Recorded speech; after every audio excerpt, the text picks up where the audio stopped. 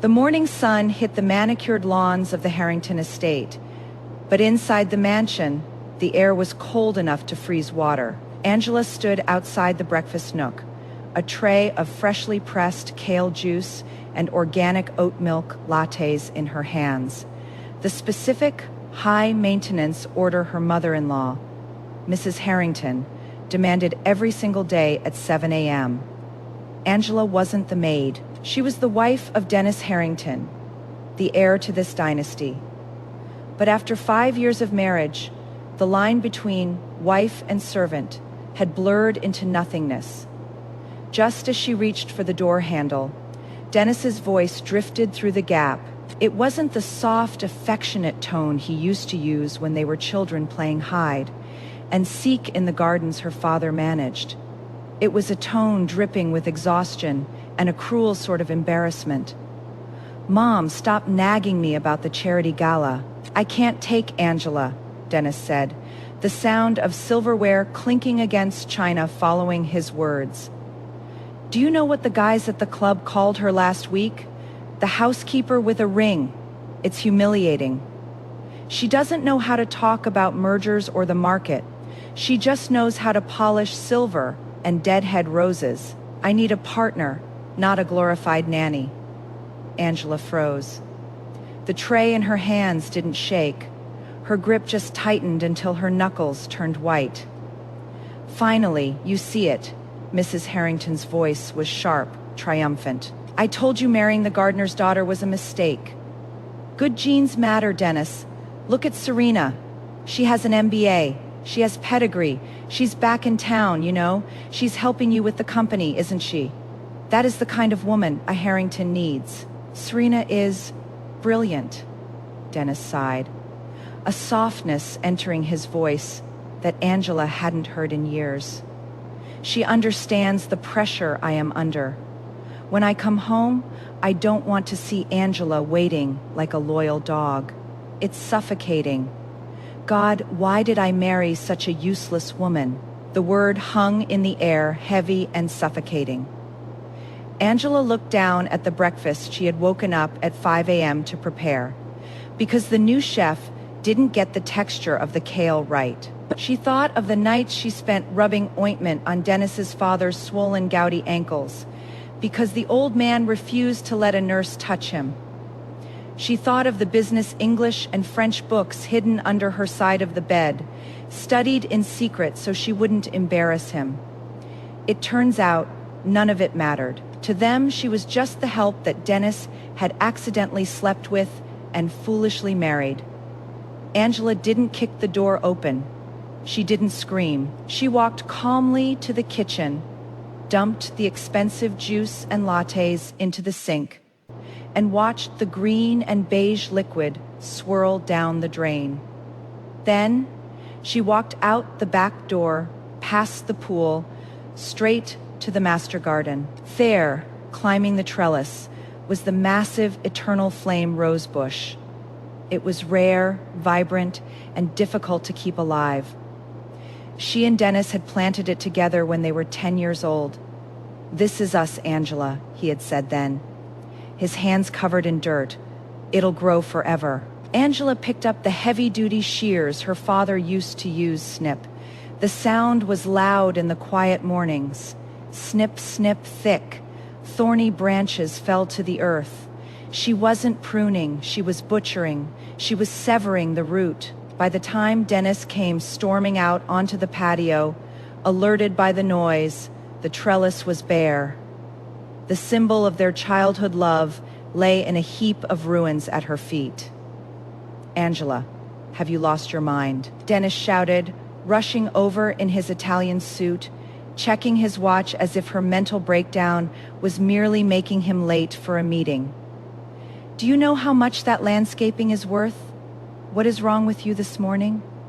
Angela turned to look at him. She was wearing simple jeans and a linen shirt. No makeup, her hair in a messy bun. The dowdy look he hated, but her eyes were clear. "I heard you," Angela said, her voice steady. "Breakfast, you and your mother. You think I am useless." Dennis paused. a flicker of guilt crossing his face, but he quickly paved over it with defensiveness. You shouldn't eavesdrop, Angela, it's unbecoming. And look, I was just venting. I'm under a lot of stress with the company. Serena has been helping me streamline the operations, and it just highlights how different our worlds are. Serena, Angela repeated. The woman you brought into the company last month. The one who calls you at 11 p.m. to discuss spreadsheets. She is a professional, Angela. Something you wouldn't understand, Dennis snapped, adjusting his cuffs. Stop being so sensitive. I provide you with a life most women would kill for. You live in a mansion. You don't have to work. You just have to manage the house. Is that so hard? And now you destroy the garden because your feelings are hurt. You're acting like a child. I am acting like a woman who is done, Angela said, dropping the shears. They landed with a heavy thud near his polished loafers. I want a divorce, Dennis. Dennis laughed, actually laughed, because in his world, the help doesn't quit. They get fired. He genuinely couldn't compute that Angela had agency. That is the problem with treating someone like furniture for 5 years. You forget furniture can walk. And when it does, you are left standing there, holding air, wondering why the room suddenly feels empty. Dennis let out a harsh, incredulous laugh. Divorce? Don't be ridiculous, you. Divorce me? Where would you go? Back to the servants' quarters. You have no degree, no money of your own, and no family left since your dad passed. You need me. He stepped closer, his tone shifting from angry to condescendingly gentle, the way one speaks to a slow toddler. Look, I know you're insecure because Serena is around. She's impressive, I get it, but she's just an employee helping me out. You're my wife, you take care of the home. That's your job. Now, go apologize to my mother for ruining her breakfast and clean up this mess in the garden. We're hosting a dinner tonight, and I don't want the yard looking like a war zone. He turned his back on her, dismissing her, completely confident that she would do exactly what she had always done.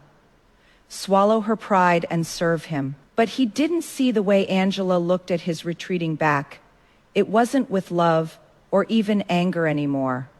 It was with the cold, clinical detachment of a stranger. He thought she was trapped. He didn't know that for the past 5 years. While they treated her like furniture, she had been paying attention to everything. I am not cleaning it up, Angela whispered to the empty wind. She walked back into the house, not to the kitchen, but to the guest room where she kept a single suitcase. Her phone buzzed in her pocket. It was a text from Dennis. Since you have so much energy to destroy things, make yourself useful. My biggest investor, Julian Vane, lands at the private airfield at noon. My driver is sick. Go pick him up. And for God's sake, wear something presentable. Don't embarrass me. Angela stared at the screen. Julian Vane, the eccentric European billionaire everyone in the industry was terrified of. Dennis was sending her to fetch him like an errand girl, probably hoping she'd be overwhelmed so Serena could swoop in later and save the day. A small, dangerous smile touched Angela's lips. Okay, Dennis, she murmured. I'll pick him up. She went to her closet. She pushed aside the beige cardigans and sensible slacks Dennis preferred. From the very back, she pulled out a dress she had bought secretly, a sharp emerald green wrap dress that hugged her curves and showed off her legs. She let her hair down, waves cascading over her shoulders. She applied a coat of red lipstick. Looking in the mirror, the housekeeper was gone. The woman staring back was dangerous. If Dennis wanted her to play the part of the dutiful wife one last time, she would. But she was going to do it her way, and he was going to regret sending her to meet Julian Vane. The private airfield was an island of sleek machinery and silent wealth, a stark contrast to the chaotic morning at the Harrington estate. Angela waited by the silver Maserati, her green dress fluttering slightly in the breeze. She looked nothing like the gardener's daughter, Mrs. Harrington sneered about. Her posture was straight, her gaze sharp behind dark sunglasses. Dennis had texted her 3 times already. "He's difficult. Don't speak unless spoken to, just drive him to the office." As a sleek black jet touched down, a man emerged. Julian Vane didn't look like a billionaire. He looked like a rock star who had gotten lost on the way to a concert. Messy dark hair, a linen shirt unbuttoned one too many times, and expensive sunglasses that probably cost more than Angela's entire wardrobe. He strode towards her with an arrogant swagger, tossing his leather bag at her feet without a word. "Car keys," he said, his voice a lazy drawl with a hint of an Italian accent. He didn't even look at her face. "I'll drive. You can sit in the back and be quiet." Angela didn't move. She looked down at the bag, then back up at him. "Excuse me." Julian finally looked at her, lifting his sunglasses. His eyes were an unsettling shade of blue, sharp and amused. "You're the assistant, aren't you? Or the driver?" "That matter? I hate being driven. Give me the keys?" "Sweetheart, I am Mrs. Harrington," Angela said, her voice cool. "And I don't give my keys to strangers who treat people like luggage racks." Julian laughed, a genuine, delighted sound. "Mrs. Harrington, the wife. Dennis sent his wife to pick me up. That man is either desperate or an idiot. But fine, you drive, just don't bore me." He slid into the passenger seat, throwing his long legs up onto the dashboard. As Angela merged onto the highway, Julian started firing questions at her, clearly testing her patience. "So, Mrs. Harrington, what do you do? Besides look pretty and spend your husband's money, do you host charity luncheons? Do yoga at noon?" "I manage a household," Angela said tightly, her eyes on the road. "And I don't spend his money. I earn my keep." Ah, a martyr. How charming. Julian pulled out a tablet and started scrolling. "Dennis tells me you are quite domestic. He says you make a mean apple pie but wouldn't understand a balance sheet if it hit you in the face." Angela's hands tightened on the steering wheel.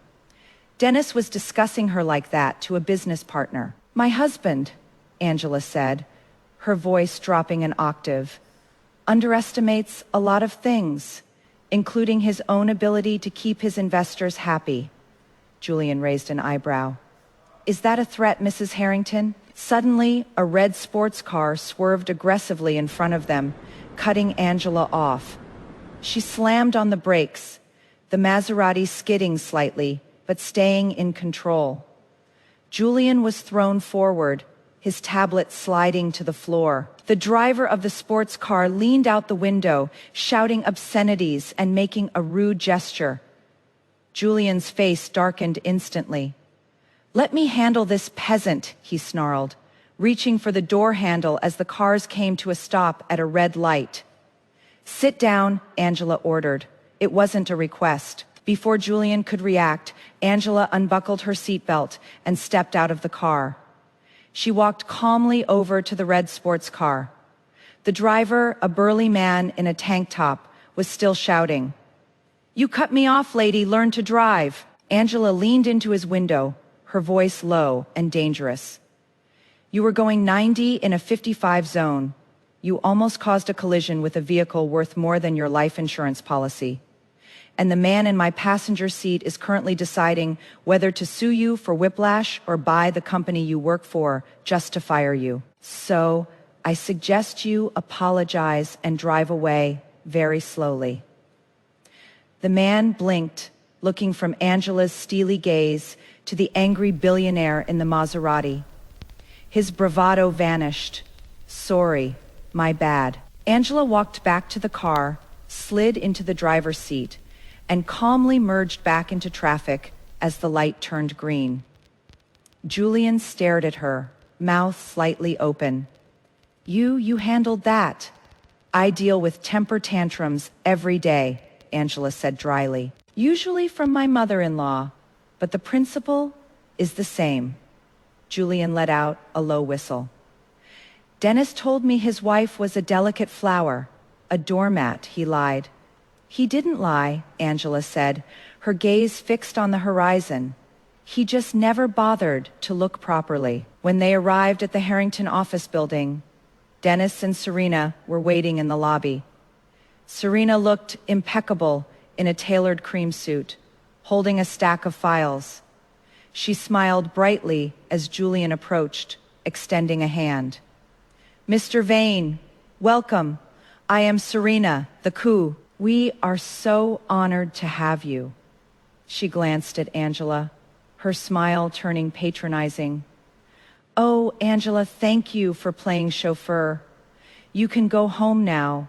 We have serious business to discuss. Maybe start on dinner, Dennis mentioned. He is craving something light. Dennis nodded, barely looking at his wife. Yeah, Angela, just go, thanks. Julian looked between the three of them.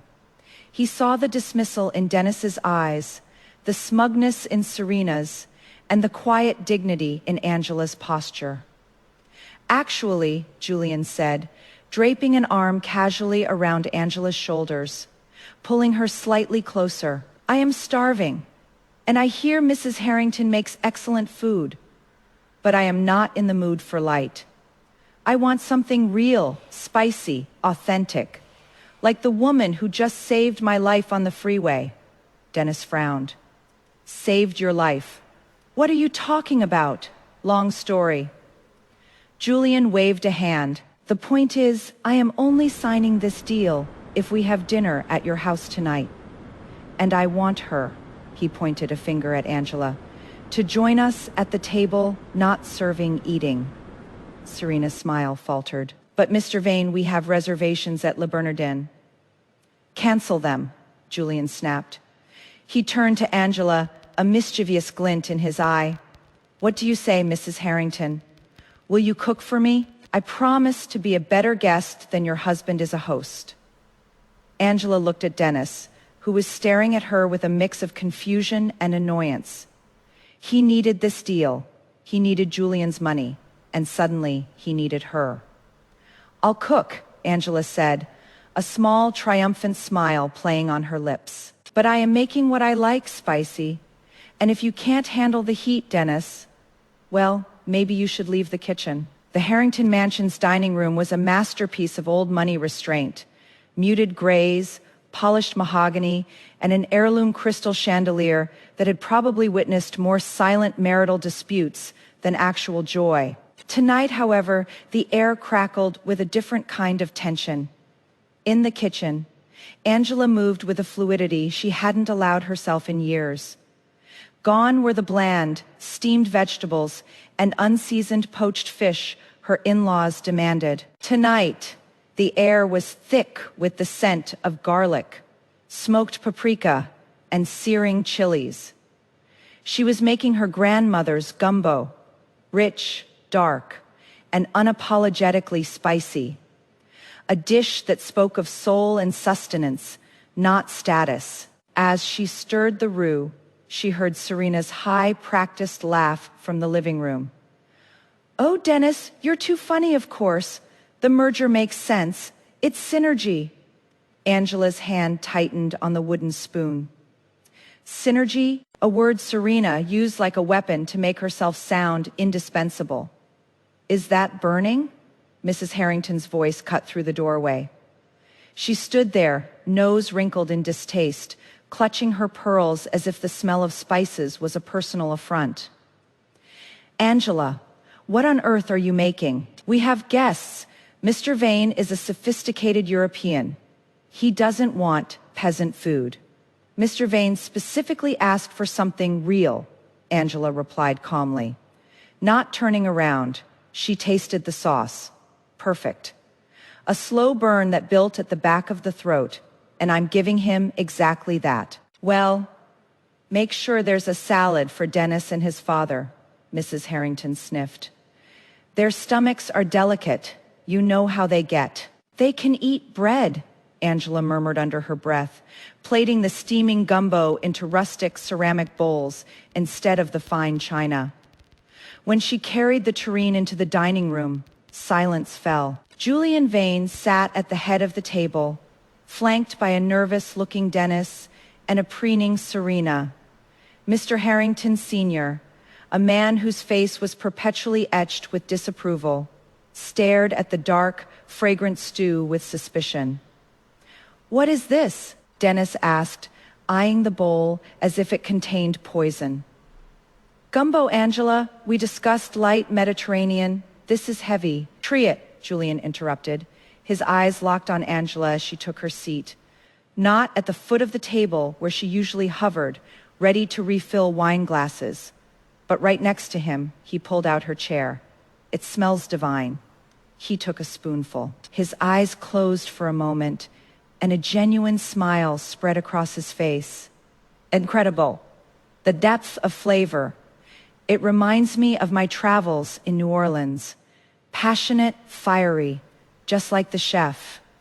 Dennis choked on his water. Serena's smile stiffened. "Oh, Mr. Vane, you're too kind. Angela does try her best with home cooking. But really, for a business dinner, perhaps something more refined would have been appropriate." "Refined?" Julian laughed, reaching for a second helping. "Refined is boring. Serena, this has soul. Tell me, Mrs. Harrington, where did you learn to cook like this?" "My father taught me," Angela said, meeting Dennis's gaze across the table. "He was the gardener here for 30 years. He understood that things grow best when you nurture them with patience and heat, not just water and pruning."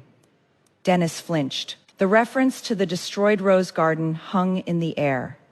"Speaking of gardening," Mr. Harrington Sr. grumbled, pushing his bowl away after a single, tentative bite.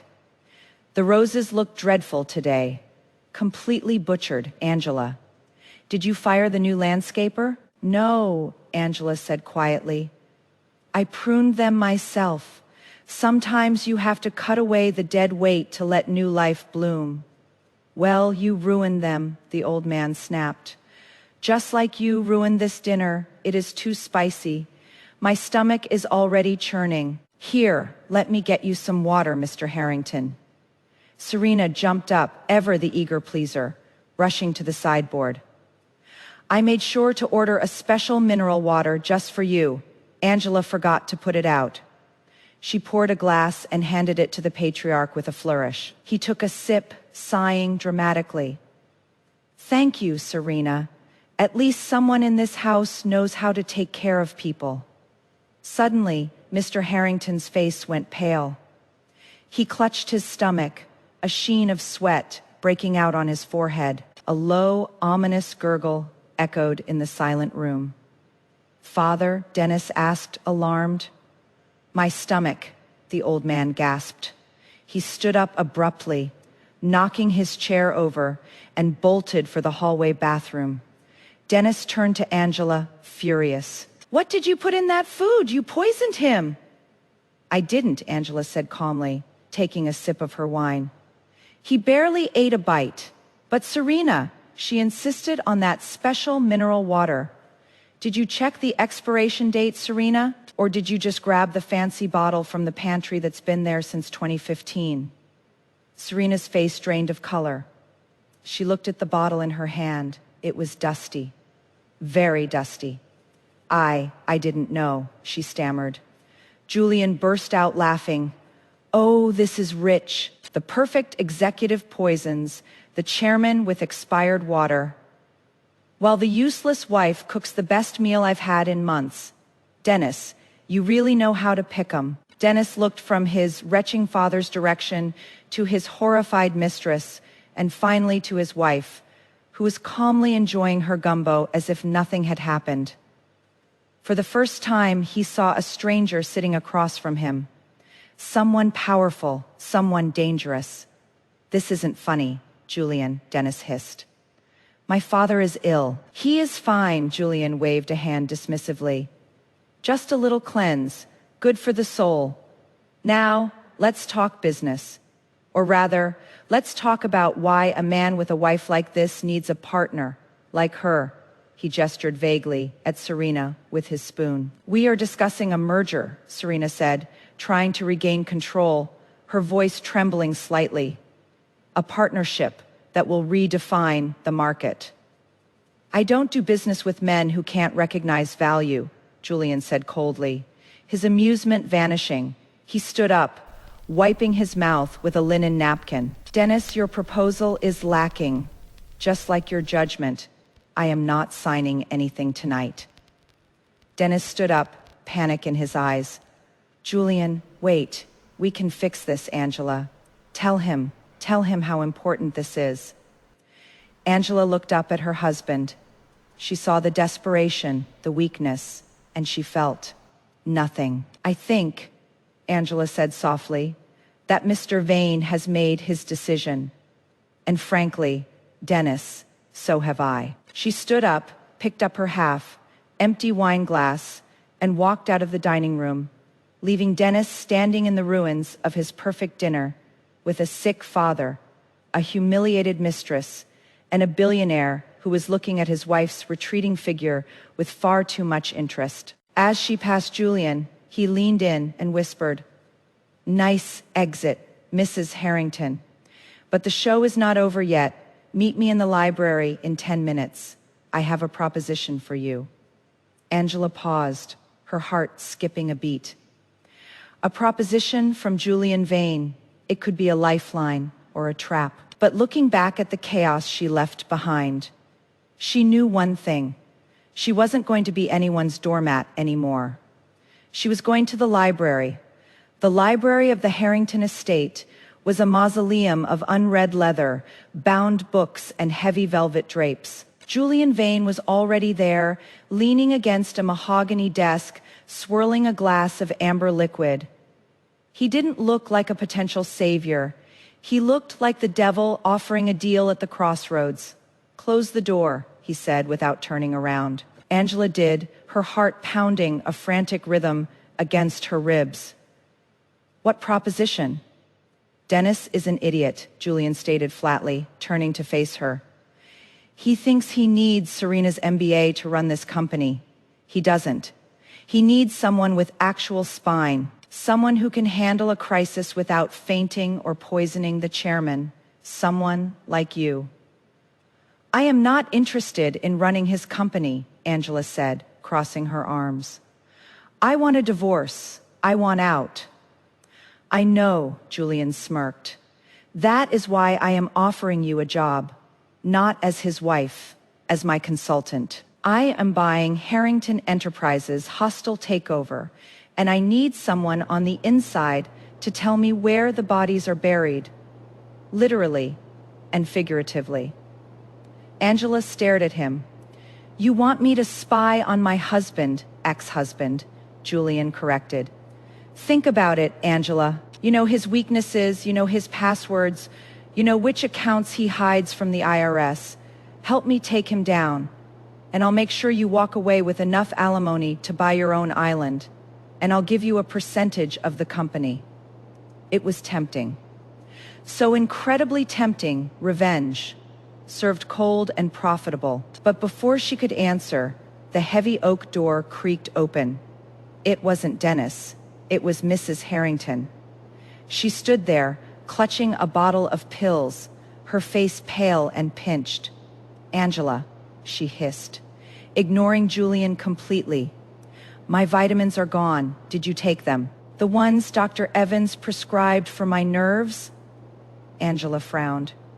"I don't touch your vitamins, Mother. You keep them in the safe." "Well, they're gone," Mrs. Harrington wailed. "And I need them. My heart is racing." Julian watched this exchange with amusement, but his eyes narrowed as he looked at the bottle in Mrs. Harrington's hand.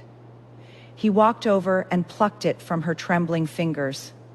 "These aren't vitamins," he said, reading the label. "This is birth control, high-dose hormonal contraceptives prescribed to at Harrington." Angela froze. "That is my name." But I am not on birth control. We've been trying for a baby for 3 years. Mrs. Harrington turned a shade of gray that matched the drapes. She tried to snatch the bottle back, but Julian held it out of reach. Mother. Angela's voice was barely a whisper. Why is there a prescription in my name for birth control pills that you are taking? I, Mrs. Harrington stammered. It was a mistake. The pharmacy must have mixed it up. No, Julian said, his voice dropping to a dangerous growl. These pills have been crushed. There is residue on the rim. Someone has been powdering them. He looked at Angela, then at Mrs. Harrington. The realization hit them both at the same time. You've been drugging me, Angela whispered, horror dawning on her face. 5 years of negative pregnancy tests. 5 years of Dennis holding her hand, saying, "It is not the right time yet." And all along, his mother was grinding birth control into her morning smoothie because Gardner stock wasn't good enough. That is not protection of a bloodline. That is assault with a pestle. And Dennis knew. He always knew. My morning smoothies, the ones you insist on making yourself because no one else gets the texture right. You've been putting birth control in my food? I had to, Mrs. Harrington shrieked. Her facade crumbling. We couldn't let a servant's blood pollute the Harrington line. Dennis agreed. We need an heir with good breeding, not Gardner stock. Angela felt the blood drain from her face. Dennis knew. Her husband, the man who held her hand while she cried over negative pregnancy tests, the man who told her it just wasn't the right time yet, had been complicit in poisoning her own body against her wishes. He knew, Angela asked, her voice trembling with rage. Dennis knew. Of course he knew. Mrs. Harrington spat. He is a Harrington. He understands duty. And now Serena is here. She has the pedigree. She will give him a proper heir. You were just a placeholder. Angela, a mistake we were trying to correct. Julian stepped forward, placing a hand on Angela's shoulder. It was a gesture of protection, solid and warm. Get out, he said to Mrs. Harrington, his voice icy, before I call the police and have you arrested for assault. Mrs. Harrington fled, sobbing about her nerves. The library fell silent again, but the air was heavy with betrayal. Angela sank into a chair, burying her face in her hands. 5 years. 5 years of lies, of being treated like a broodmare that wasn't good enough to breed.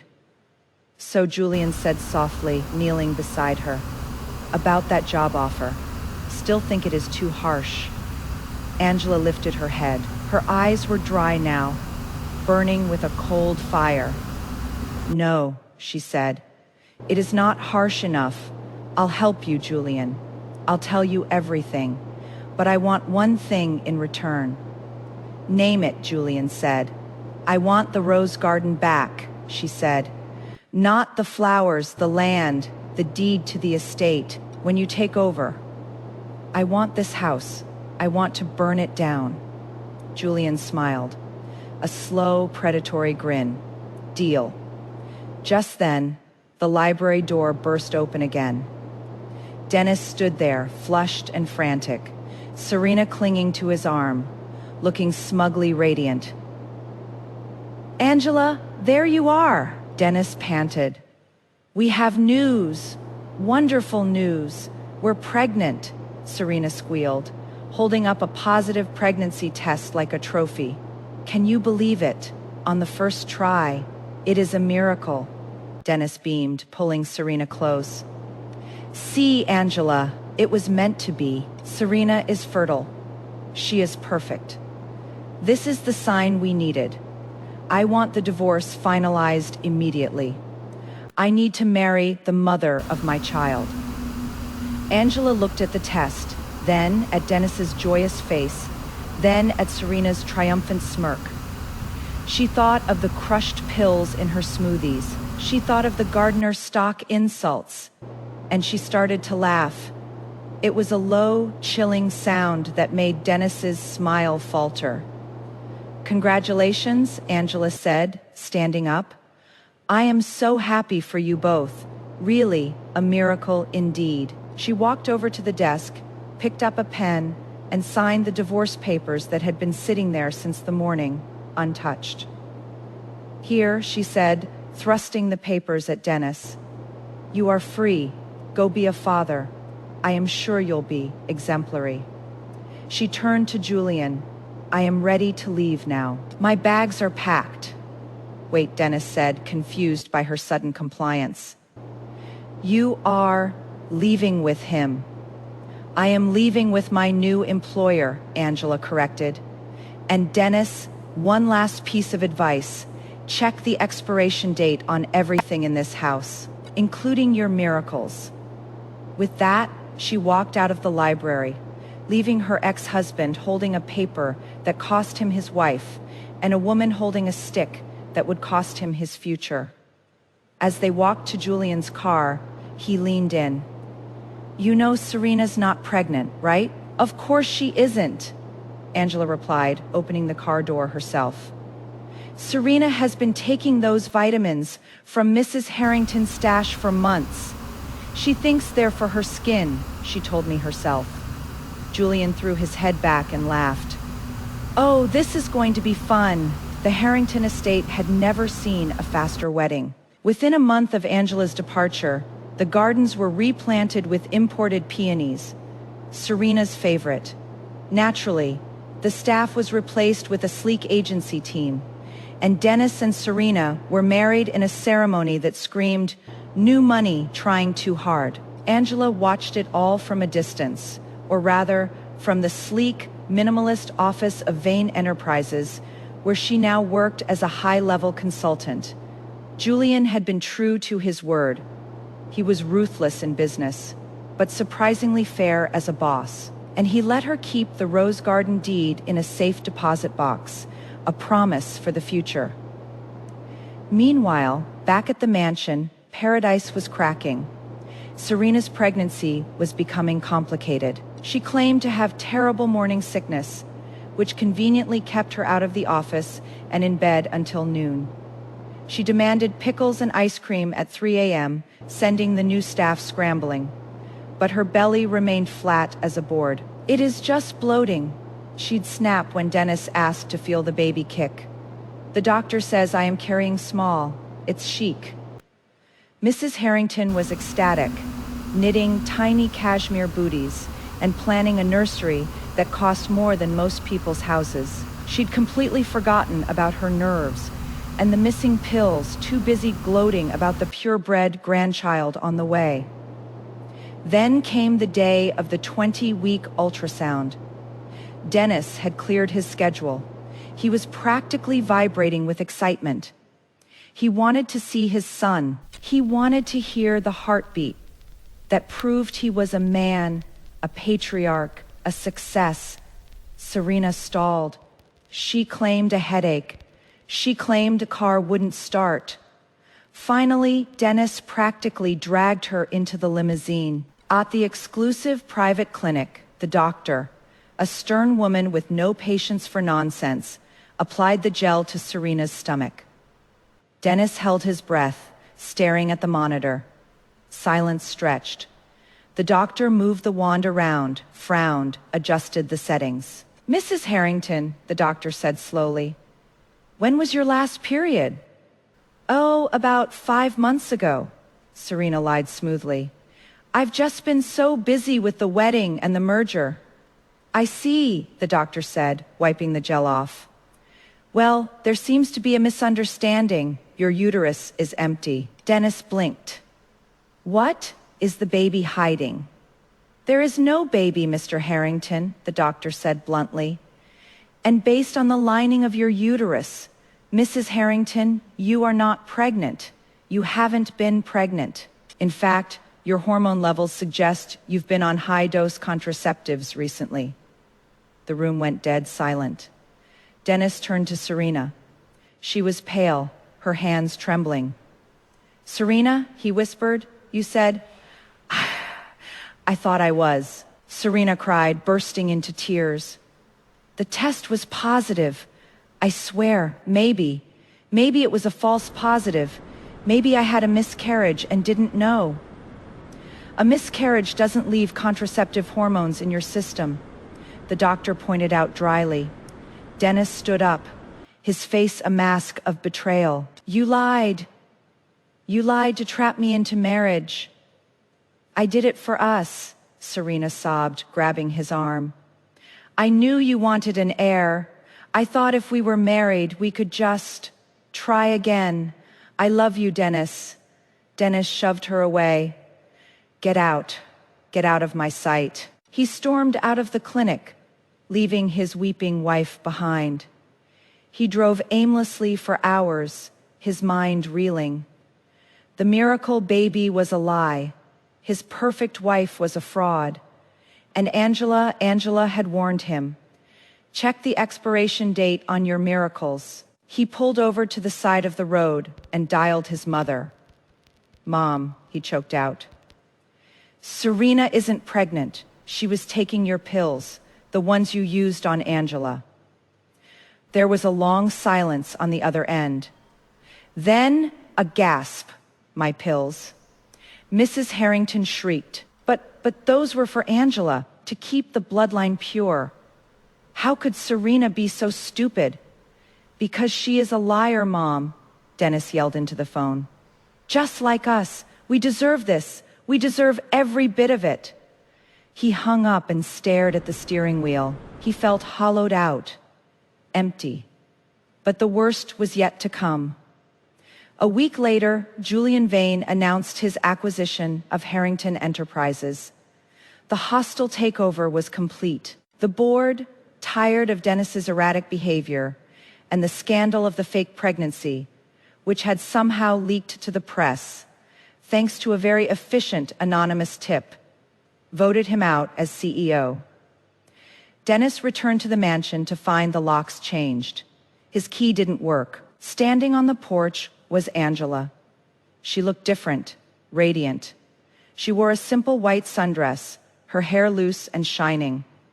Next to her stood Julian, holding a set of keys. Angela, Dennis asked, his voice hoarse. What are you doing here?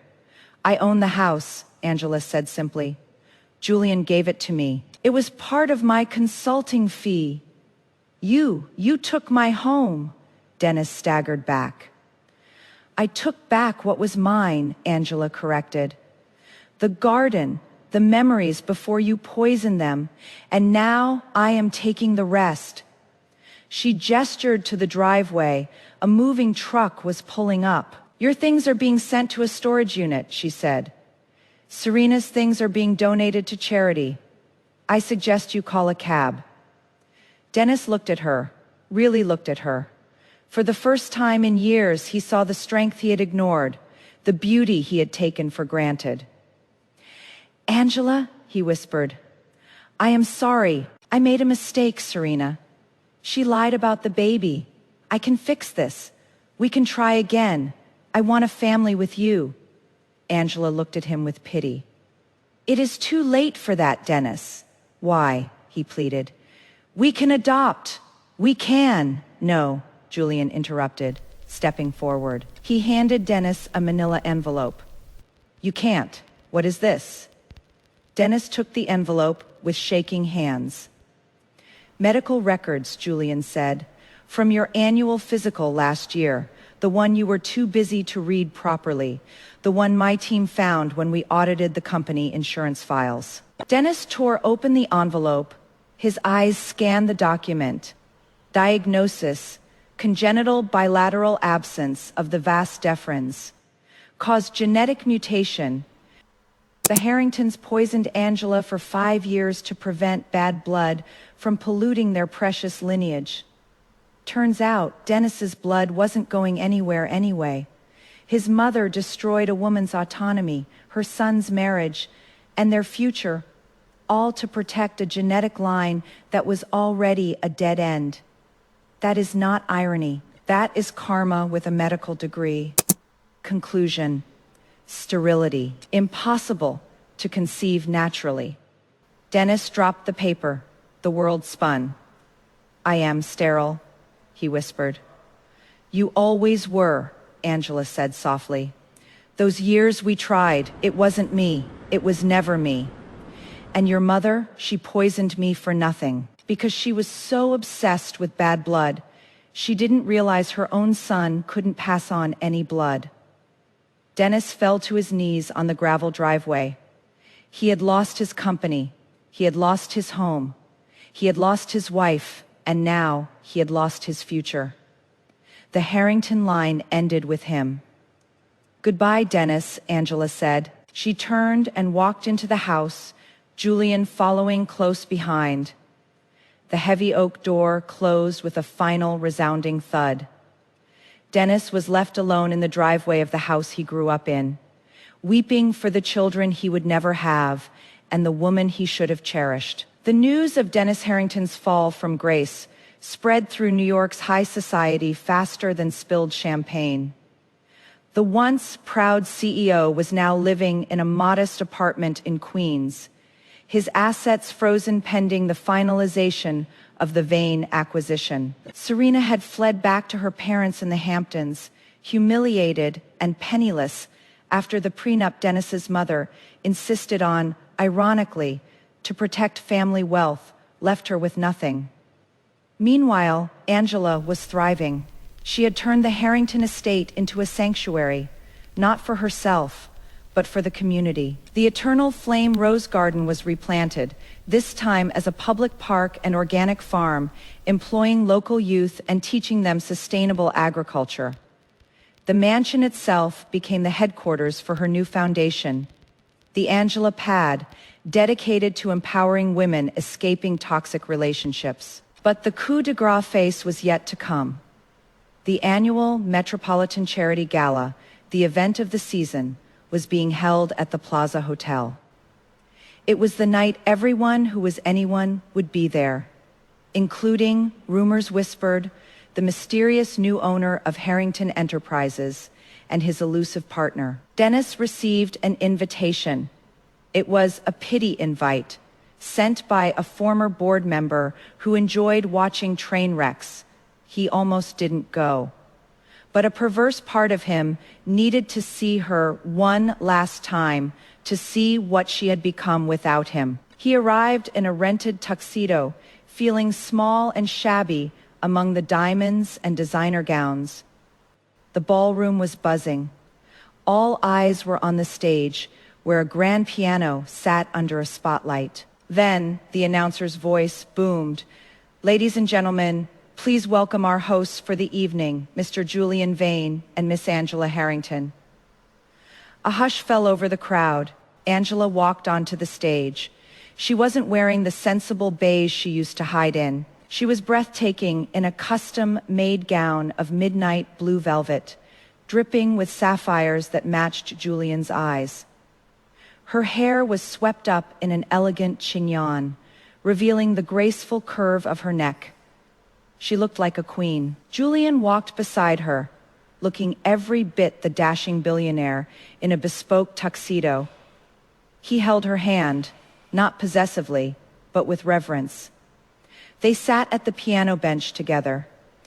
Dennis's breath hitched. Angela.